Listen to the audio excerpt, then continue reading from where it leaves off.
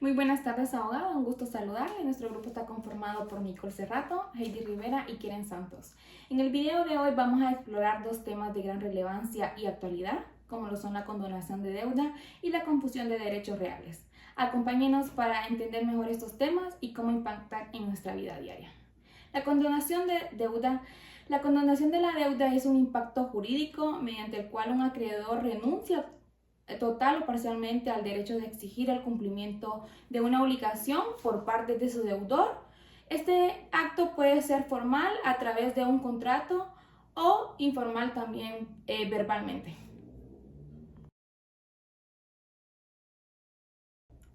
Clases de condonaciones. Cada tipo de condonación tiene un impacto diferente en la situación financiera del deudor y en las expectativas del acreedor. Se aplican según las circunstancias particulares de cada caso.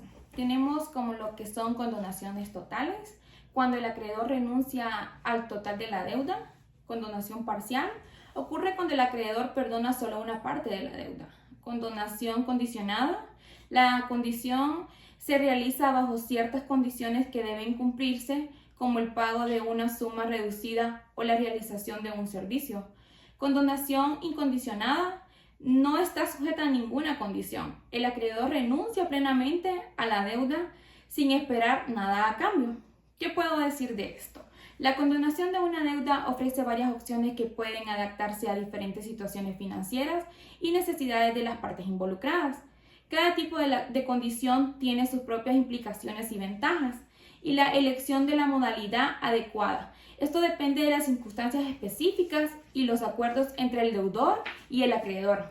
En última instancia, la condición de deuda puede ser una herramienta efectiva para resolver problemas financieros y facilitar nuevas oportunidades para el deudor.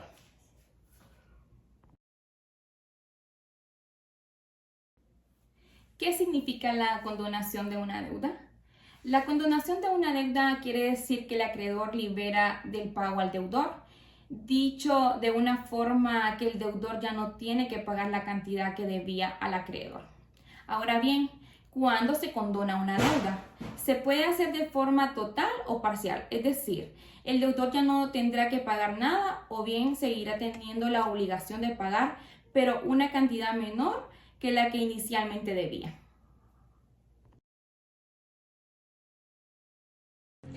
Hola abogada, mi nombre es Heidi Rivera y les voy a seguir explicando sobre lo que son efectos que produce la condonación de una deuda.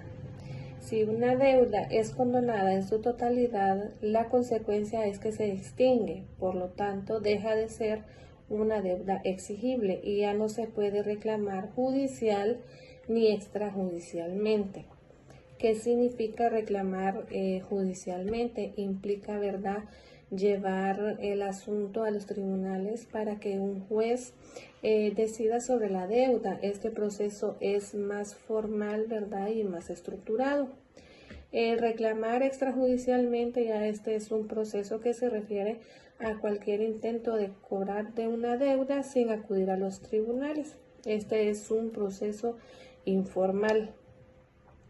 Las obligaciones se extinguen por el pago o cumplimiento, por la pérdida de la cosa debida, por la condonación de la deuda, por la confusión de los derechos de acreedor y deudor, por la compensación y por la novación. La novación, ¿verdad?, es una figura jurídica que implica la modificación de una obligación ya existente, sustituyéndola por otra nueva, una obligación, ¿verdad?, una obligación nueva. En cambio, cuando una deuda se condona solo parcialmente, se reduce, pero sigue siendo una deuda exigible y reclamable. Esto significa, ¿verdad?, que el deudor no tiene que pagar una parte de lo que debe. Sin embargo, la parte que aún queda pendiente sigue siendo una deuda válida. El acreedor todavía puede reclamarla y exigir su pago.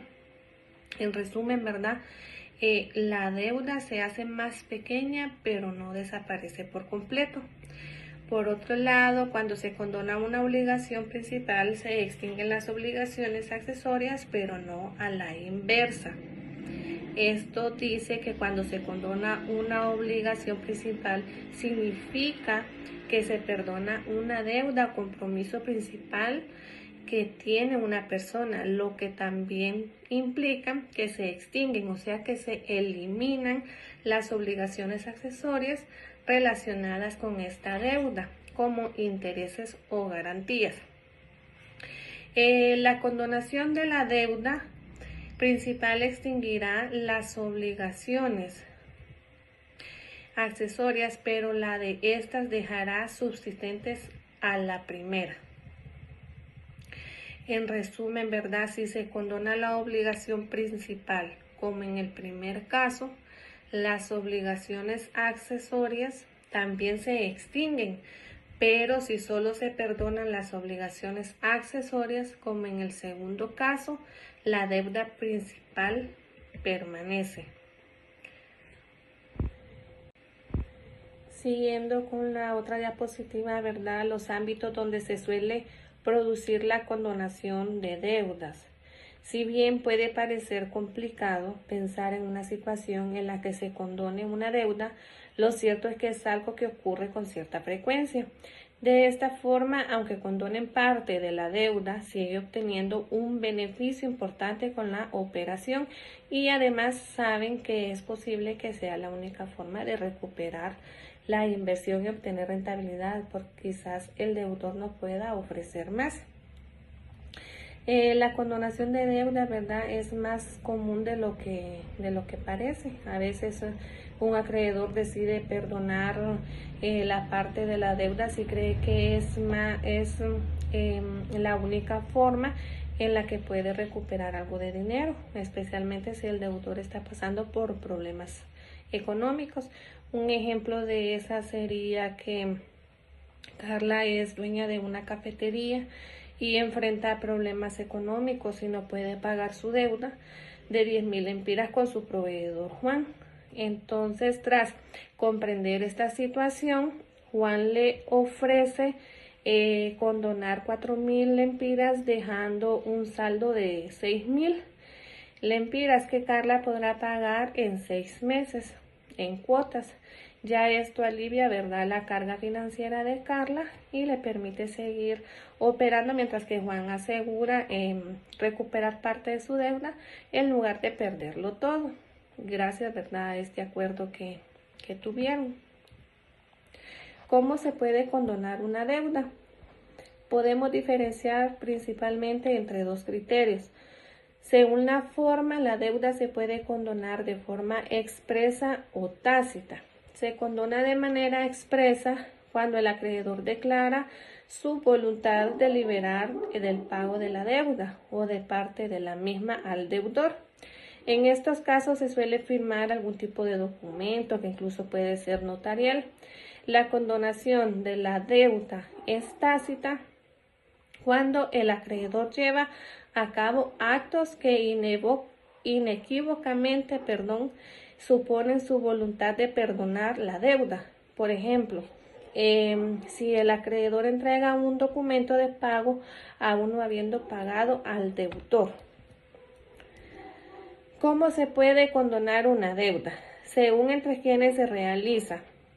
Atendiendo a este criterio, la condonación de la deuda puede ser inter vivos y mortis causa.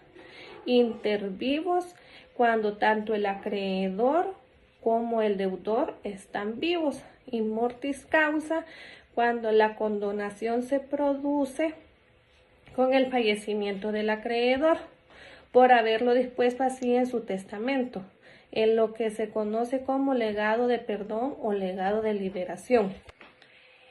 ¿Cómo se puede condonar una deuda? Según su alcance. Como ya hemos explicado, ¿verdad?, ya la condonación puede ser total o parcial, extinguiendo o reduciendo la deuda respectivamente. Esto fue todo de mi parte y los dejo con... Buenas tardes, compañeros y compañeras. Mi nombre es Nicole y le voy a hablar sobre la confusión de derecho. La confusión de derecho es un concepto jurídico que se juega un papel crucial en la extinción de obligaciones y la gestión de relaciones contractuales. A continuación, profundizaremos en los aspectos más relevantes, incluyendo su contexto legal, implicaciones, prácticas y ejemplos. Como una definición de la confusión de derecho, se define que la unión de la calidez del creador y deudor en la misma persona. En esencia, cuando una persona es acreedora de una deuda, se convierte también en la deudora de la misma. Esto se produce una confusión que lleva a la extinción de la obligación. Este mecanismo se basa en un principio que una misma persona no puede estar a la vez en una posición de extinguir algo o en la que estar obligada a cumplirlo. La confusión es un fenómeno que puede observarse en diferentes contextos, como en situaciones de heredero con deudas o al momento de adquirir créditos en el mercado. Existen dos tipos de confusiones, que es la confusión natural y la confusión voluntaria. Dentro de la confusión natural es una confusión que sucede de manera automática por causas externas a la voluntad de las partes. Por ejemplo, al recibir una herencia, un heredero puede encontrarse en una situación de ser a la vez acreedor de la deuda de las personas fallecidas y el deudor por el valor de que debe asumir de dicha herencia. Aquí, el evento de la herencia genera que la misma persona asuma tanto los derechos como las obligaciones de la persona fallecida. La confusión voluntaria. Dentro de la confusión voluntaria, podemos decir que es intencionada, y esto ocurre cuando un individuo decide conscientemente adquirir los derechos del acreedor y del deudor en el mismo arreglo. Por ejemplo, en los términos comerciales, una persona puede comprar la cuota de una deuda de un tercero, encontrándose en una situación donde es tanto el acreedor, o sea, de la deuda adquirida, como el deudor por parte de la deuda que inicialmente tenía. Este tipo de confusión puede ser estratégico, por ejemplo, si el deudor está buscando consolidar la situación financiera. Algunos efectos de la confusión ampliado es la extinción de la obligación. Este efecto es la más significativo de la confusión. Al funcionarse las posiciones del acreedor y del deudor, la obligación queda extinguida. No puede haber una exigencia recíproca, lo que elimina la deuda de manera irreversible. Esto es útil para facilitar las situaciones de solvencia donde se necesita un cierre efectivo de la deuda. Como otro efecto de confusión ampliado está la posibilidad de recurso. Si la confusión se produce por error, como en el caso de adquisición involuntaria de una deuda o un malentendido sobre la naturaleza de un contrato, el afectado puede tener razones para solicitar la revisión de la confusión. En este caso, podría ser restablecer las relaciones originales del deudor y crédito, de las deudas y crédito, dependiendo del marco normativo aplicable y a la prueba del error. Como otros efectos de la confusión ampliados, tenemos las implicaciones de la herencia.